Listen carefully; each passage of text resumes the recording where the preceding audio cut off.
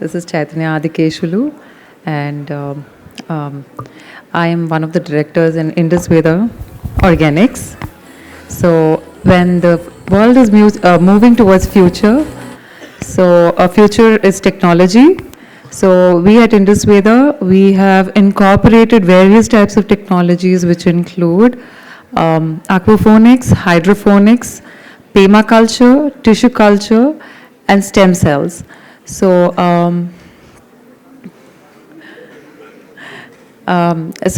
by 2024, we would like to, expand towards 2 lakh farmers across Pan India.